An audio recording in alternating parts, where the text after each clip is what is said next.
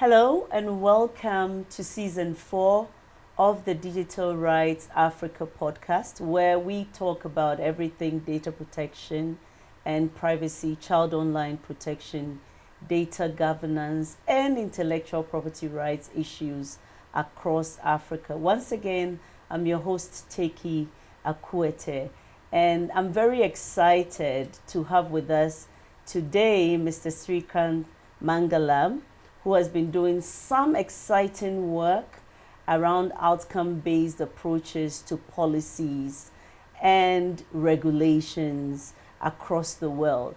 And I'm really looking forward to having a conversation with him to see what kind of insights we can draw, especially in the digital regulatory space across Africa. Welcome to the podcast, Mr. Srikanth. Thank you, Madam Teki. Can you just introduce yourself maybe briefly to our audience? I'm sure they're excited to know what you're talking about today as well as what you do. Thank you very much, and it's a pleasure to be on this podcast, and I'm very honored and privileged to be here. That's the most difficult question to answer, but I'm the best way to describe is I'm an environmental engineer turned risk management consultant turned regulator turned entrepreneur. But what's underlying in all this is my interest in harm reduction. So Okay. I've always been focused on trying to understand harms and the various types of harms that people are affected by, and the best ways to solve those harms. So that's been the underlying theme of all the work that I've done over the last 30 Wow, years. that's very exciting for us.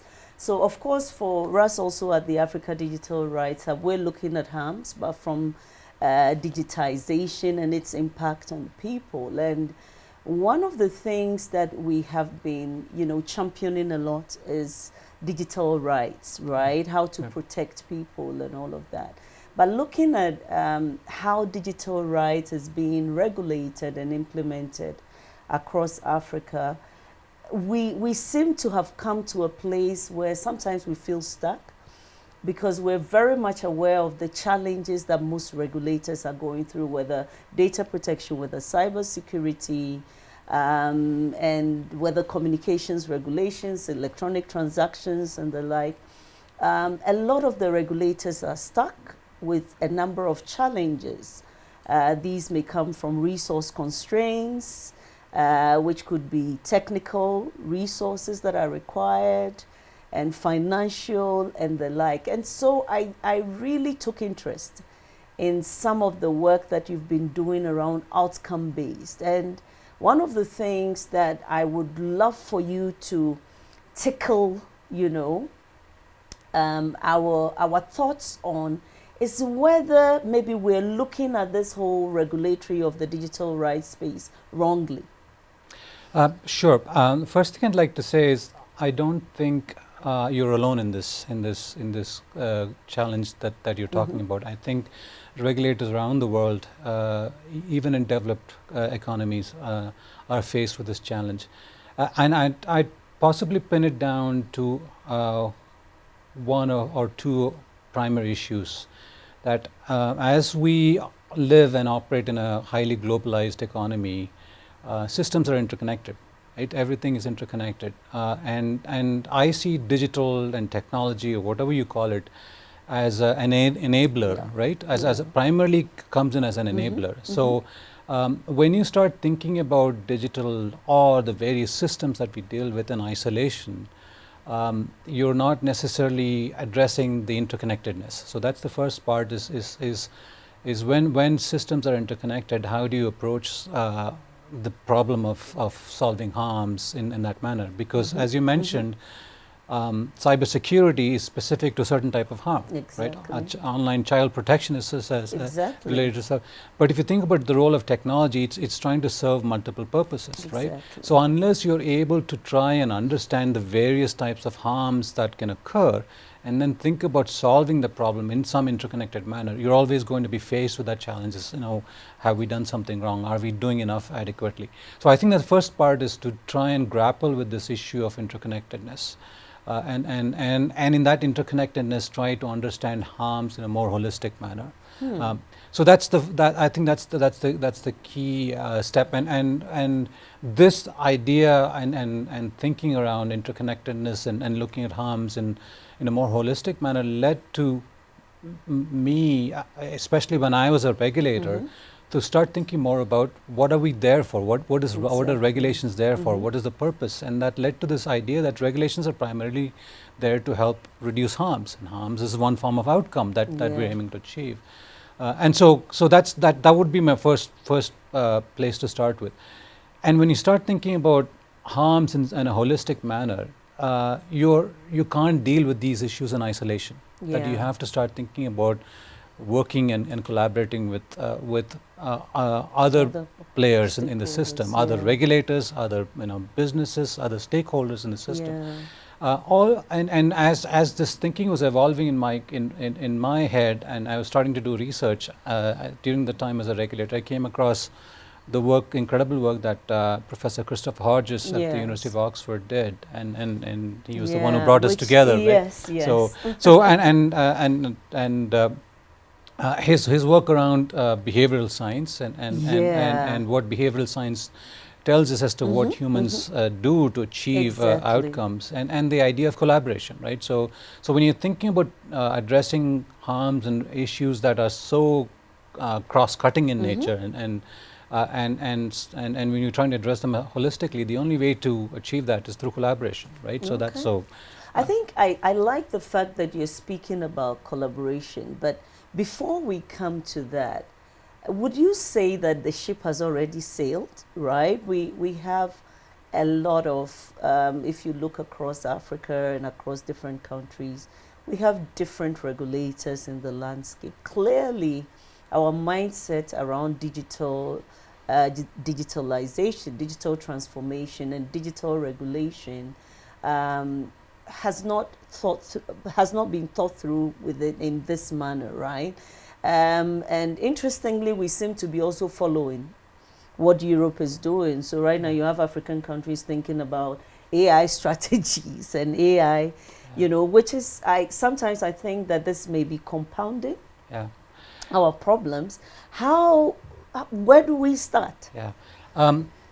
That ship may have sailed. That doesn't mean that there are other ships that you can hop onto. Okay. And I think that's probably the best way to think about it. And I always believe in going back to the foundation, going back to fundamentals. What are we here to aiming to achieve?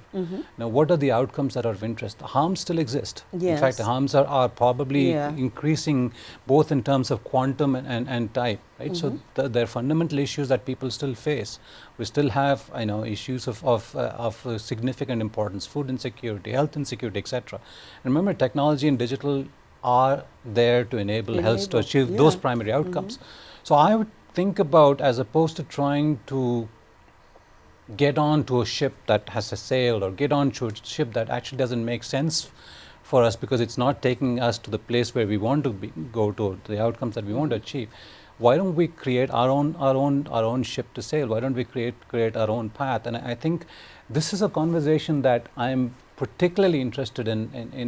I know people don't like this classification of global south and global north, but I think there's a path that the global south has to chart out, which is learn the best ideas that have emerged in developed economies like Europe, etc., but create our own path. And our path, there's absolutely time and the opportune moment for us is now to start thinking about focusing on those fundamentals of what are the outcomes we aim to achieve, and how do we deal with those outcomes, right? So if you're a regulator right now, you're in charge of cybersecurity, you're in charge of data protection. Is there a way out for you to start looking at modeling an outcome based, even with what you have? I have to admit, first of all, that I'm not the technology expert. I'm not the digital expert, so I don't have answers specific to cybersecurity, data protection per se. But I would definitely say that But you have been a regulator yes, before. so yes, I would yeah. definitely say that in the context of cybersecurity and data protection, think of what context you're operating. Data protection in the context of digital identity is very different from data protection in the context of healthcare. It's very different in the context of data protection with autonomous vehicles, right? So all of these have different meanings of what harms could occur. So the fundamentals that I talk about is no matter where you're trying to think about this application, try to ascertain what the harms are that you're interested in. As a regulator, your job is there to basically understand and reduce harms, right? So every domain, every context has its own sort of set of harms that you're interested in. And expand your horizon of thinking, right? Don't limit yourself to saying, I'm only going to be looking at data protection from the point of data protection, because, as I said, they have different dimensions. Think about bringing in other people, other ideas into this domain, and go back to fundamentals. What are harms? What are the harms that you're interested in? How do you what can cause those harms, and how are you able to reduce those harms? And regulation needs to be designed and implemented in that context. And in a continent like Africa, I believe there's a huge opportunity to start thinking about collaborating, because you don't have the legacy of institutions that have been established, that have been working over time. So what I mean by that is, it is much more harder that I have seen to try and get regulators to collaborate in Europe or Australia or North America or Canada, from where I come from, simply because these institutions have existed for a long time. They've had their own bureaucracies and systems. It is not the case in Africa, right? In Africa, you have regulatory systems are still new. They're still amenable to adapting and to becoming flexible. I could get, I've done work in Zambia, for example. I could get 15 regulators in a room with a WhatsApp message. It is almost impossible to do that in Canada, right? So I think there's an opportunity to really rethink as to how we approach it, and start thinking about this as a joint collaborative mechanism, as opposed to regulators looking at this problem in isolation. I really love the joint collaborative work as well. And I think earlier you raised some issues around, dealing with these, maybe as I would call it probably sector specific, or addressing particular concerns. Now, in terms of collaboration, how does outcome-based favor internal collaboration as well? And cross-sector or cross-regulator collaboration, and sometimes even beyond regulators, right? Looking at different stakeholders in the space. Yeah. So it's a very, very, very interesting, very good question, because one of the challenges or barriers I've come across when we've been trying to implement outcome-based collaboration is actually internal in nature, right? So regulators, first of all, find it very difficult to change their mindset to seeing themselves as partners and collaborators in a regulatory system. They are so entrenched in this idea of being hierarchical and enforcement nature. So it's a cultural shift that they have to make internally. And then the second part is whether they're willing to collaborate with another regulator, right? Because there's issues of territorialism. I want to protect my territory. I'm interested in making sure this is within my mandate. I don't want to go beyond what my regulation says so, right? Which is, in my experience, a lot of it is not genuinely correct, right? I think there's a lot of institutional insecurity that prevents that. So there are ways of overcoming that, right? There are ways of because ultimately one of the things I've seen is regulators, like any other institution, are made of people. And people all have beliefs and values, right? And most people have values to doing the right thing. Very few people want to do that. So if you're able to tap into that psyche of people wanting to do the right thing, and that everyone is in it for the same reason, then I think then you're able to accomplish that. I think some of the simple things to do is having conversations around outcomes, and that's something that regulators are not willing to do. And having those conversations. Is it because they're not willing to do it, or it's easier said than done? Because even identifying the outcomes, how should we go about it? you know? I'm not saying it is easy, right? I think it is hard. So I did this exercise in Australia with the food regulators.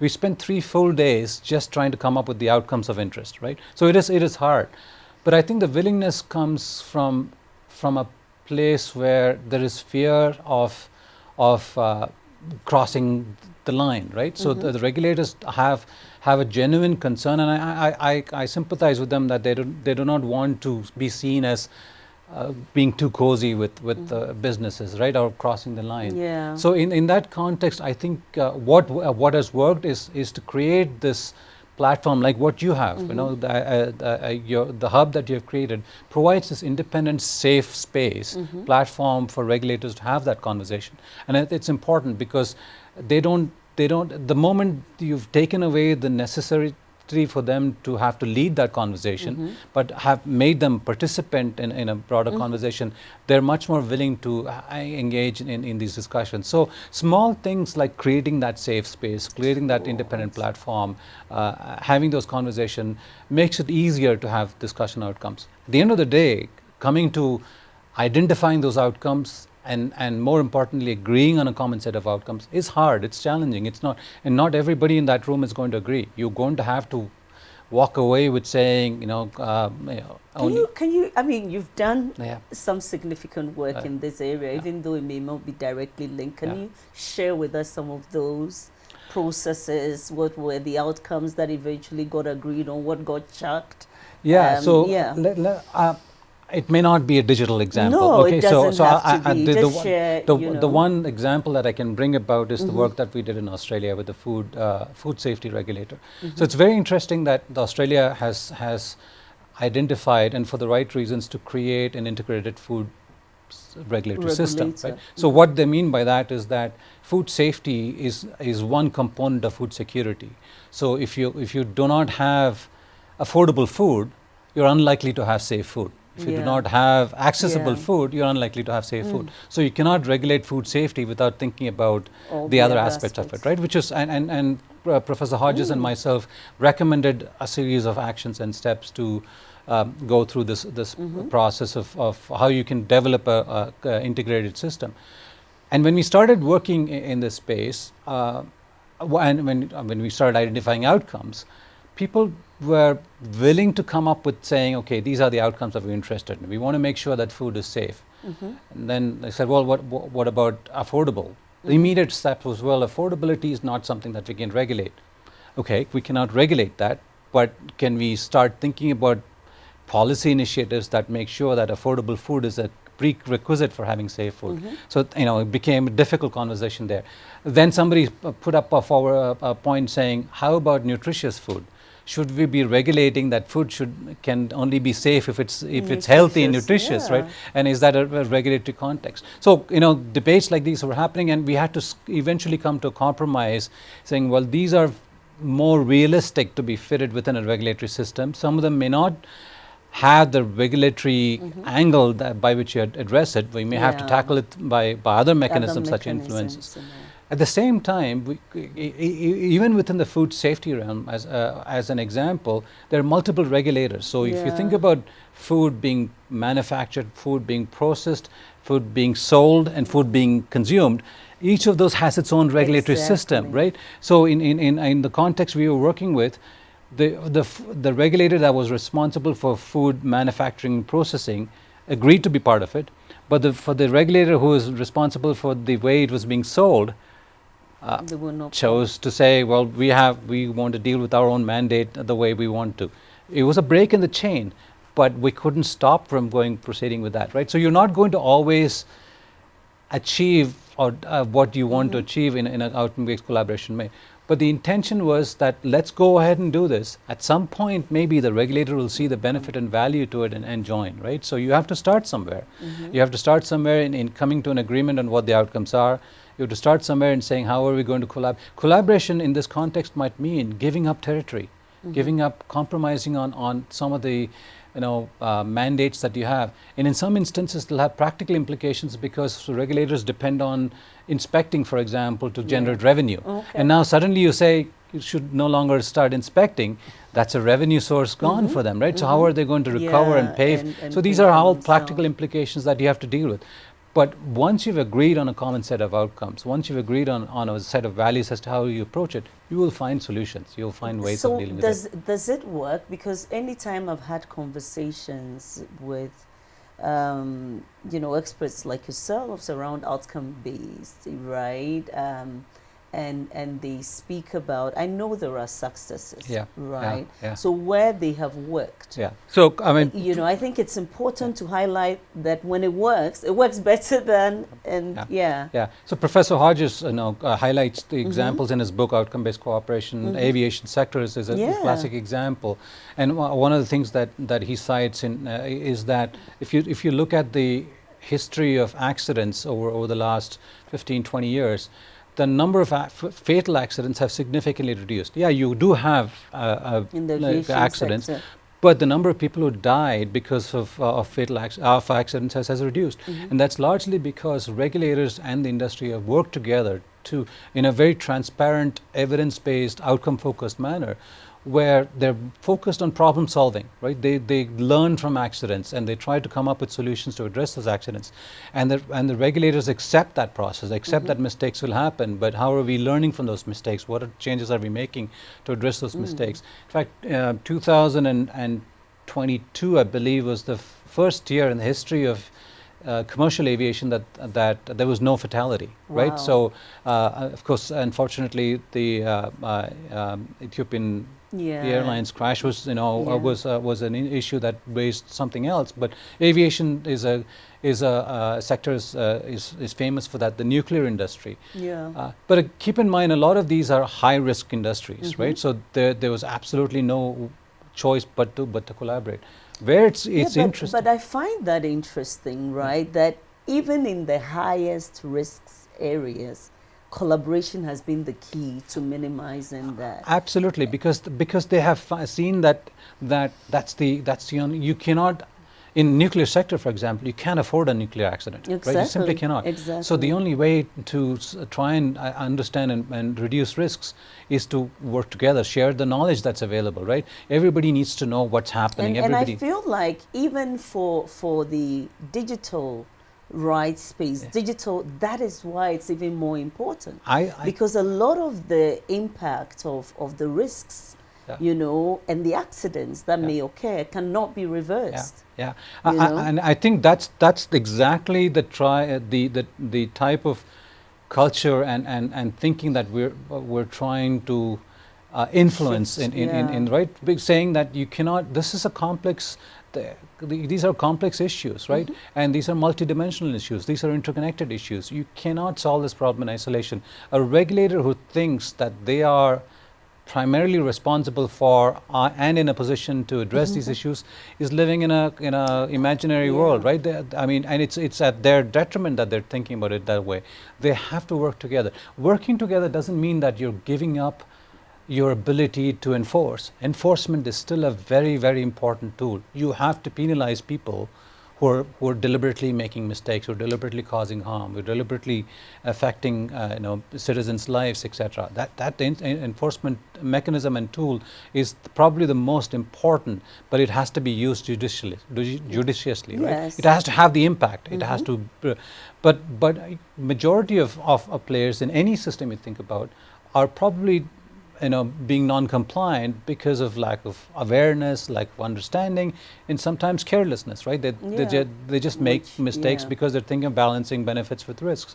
And in all these instances, as a regulator, you have to create the space to be able to recognize the problems and come up with solutions and fixing the problems. And that benefit of doubt has to happen. So working together, collaborating does not mean that you're in bed with the industry, right? It means that you're trying to share knowledge and work together. So. Oh wow! All too soon. My time is up. I wish we can go on and on and on and on because there's so much more. Thank you so much, Srikanth, for making the time.